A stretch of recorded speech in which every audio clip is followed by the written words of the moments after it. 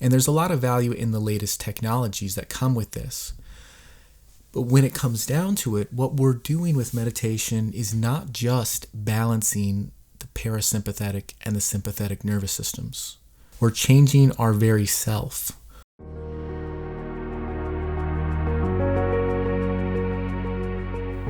Everyone knows that meditation is a tool. In fact, it's become almost hip and cool and something that even everyday people inspired to live a better life participate in. But there are some secrets to understanding how meditation actually works and how to use it to feel refreshed, to go beyond internal issues. So here's the key.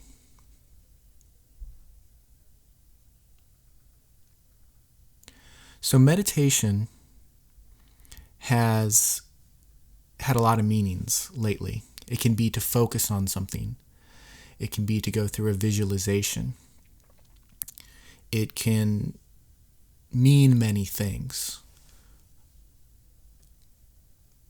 One of the classical ways of understanding meditation from the traditional way, before it became hip, was that meditation is about merging your awareness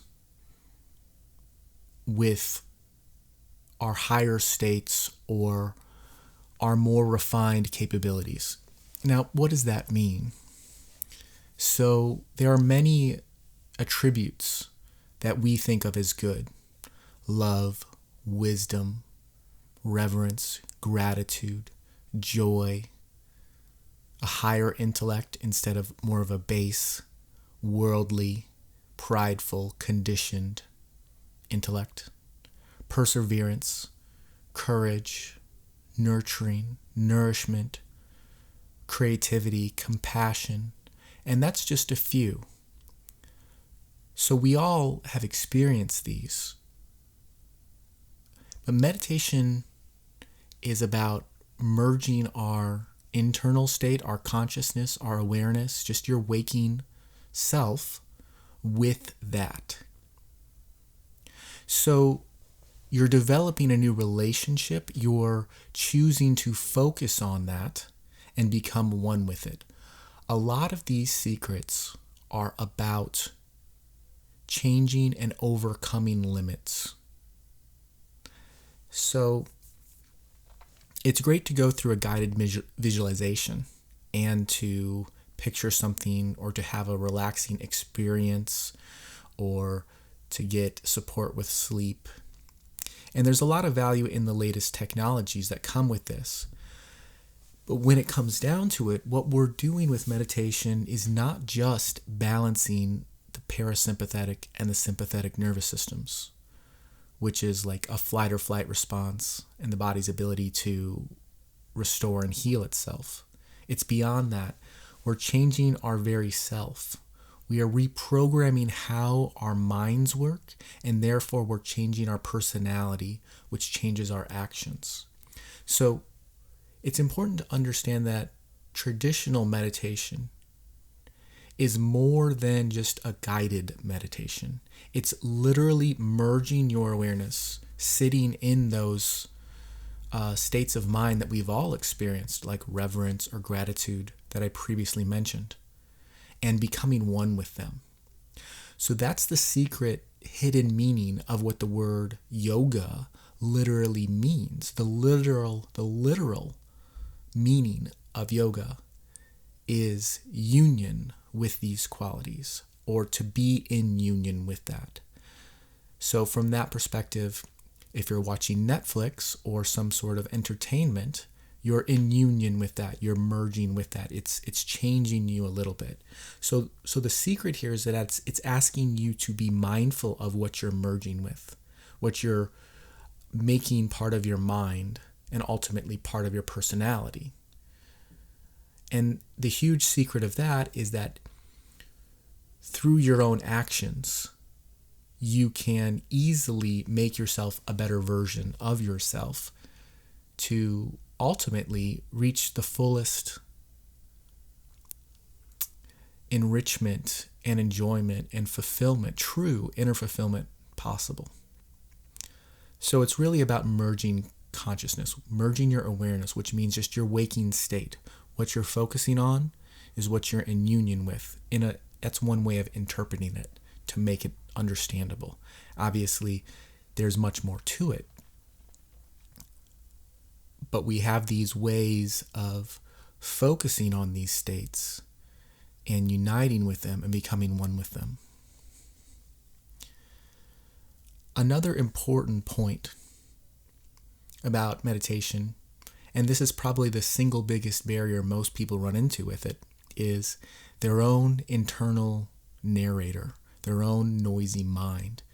The average person sits down for silence and they can drive themselves a bit crazy. Their own mental chatter is the single biggest obstacle to experiencing that peace found within, the peace of simple silence and meditation. So, to overcome that barrier, we recommend to develop a willingness to explore. Because typically when someone starts to engage in a mindfulness practice or a meditative practice, they have a lot of expectations. I want to experience peace. I want to experience silence. Well, that may not initially be your experience because you haven't trained yourself in that way. What I'm saying is, if your mind's used to going all the time, well, when you sit down to stop, it's going to take a little bit of time to develop that silence, that silent internal mind. So if you go at it with an attitude that is free from expectation and just have a simple willingness to explore your own mind with compassion and acceptance, then it allows you to overcome those turbulent thought waves. And it can become a beautiful process because it happens to us all. We sit down to take time with ourselves and we start to see ourselves and have thoughts that we normally don't pay enough attention to, or weird repetitive issues might come up, or misunderstandings, or ways that we've distorted this reality, repetitive, negative thoughts. And that's part of the process, is just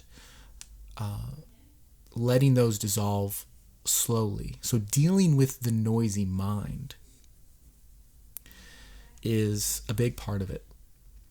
And it's about just having a simple willingness to explore your own mind and just witness those thoughts and come back to your practice. Typically you'll have a focal point and just let those thoughts come with compassion, with acceptance, no expectations, just calm. And then 10, 15 minutes maybe, or 10, 15 years maybe, depending on you, you'll find your way through it. And if you have a competent teacher, it definitely helps. So you surely will find peace when you resolve those internal issues that are coming to the forefront. And then once they're resolved, a lot of that noise is no longer there, even in the day-to-day experience. So it's a beautiful gift because not only is the noisy mind gone when meditating, you've just attended to those responsibilities, you've let them have their voice, and you've resolved the underlying issues naturally. And perhaps that's a bigger topic, but it's definitely the process. And surely through that, once you resolve those internal issues, you find peace. And that's really the main point, is that this is a tool for resolving unconscious issues. Maybe you're angry with yourself. Maybe you're upset. Maybe you're fearful, or a host of other things. When you sit down to quiet your mind, your thoughts are not really going to stop. They might after 5 or 6 minutes, but that momentum, just because you choose to sit down, doesn't mean that those thoughts are going to stop. So instead, it's very typical for unconscious issues, feelings, thoughts, and things that need to be resolved internally or even externally will come to your mind. And through that, by making that aware, by seeing what's going on to you, it's like, oh, I'm holding on to this. Just by being present to that is enough many times to bring you into happiness, a more fulfilled state, because like, oh, this is what's going on with me. And once your mind stretches a little bit, it never goes back to where its previous limits were. And from a personal note, most of my life's greatest choices and deepest insights have come in meditation, because I was open in a way that I wasn't just in my normal waking state. It definitely can be an altered state of consciousness, but it's also like you access this part of yourself that is super wise and can solve problems in a way that our conscious mind couldn't always do. There's many positive results of participating in a practice like that. And anyone can do it, especially if you're free from expectation. So to truly understand meditation and what it can do for you beyond just physical benefits of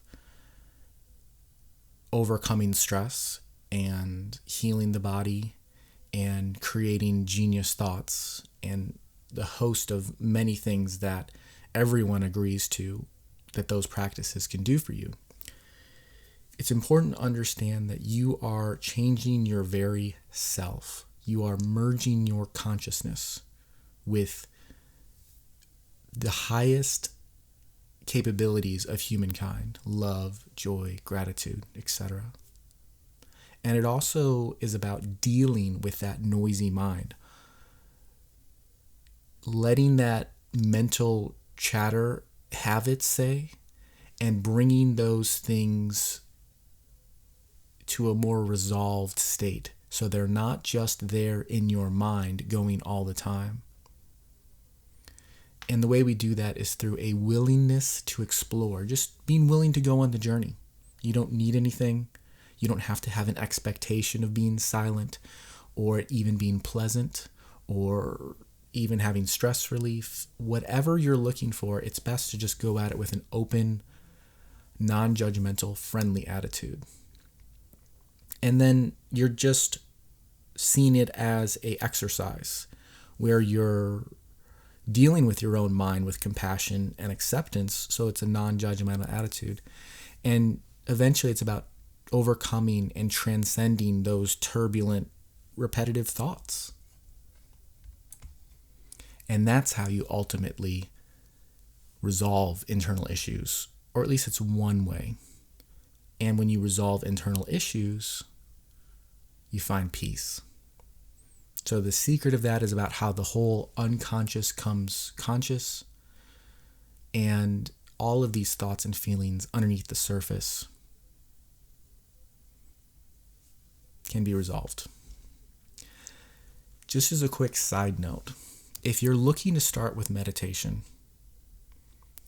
it's not as difficult as you think it is. You start out with something very simple.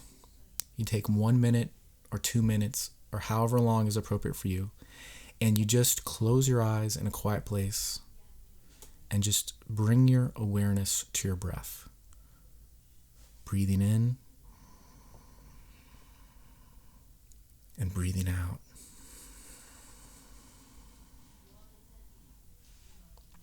Breathing in and breathing out.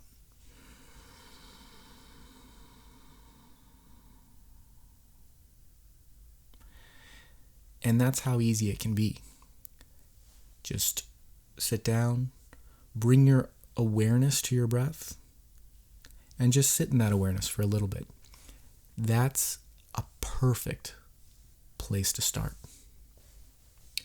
So thank you so much for your support and your love. I truly appreciate it from the bottom of my heart. I invite you to support this community and to go to yogiryan.com and follow up, see what we can do to make this world be a better place. Thank you so much. I truly appreciate you and your support.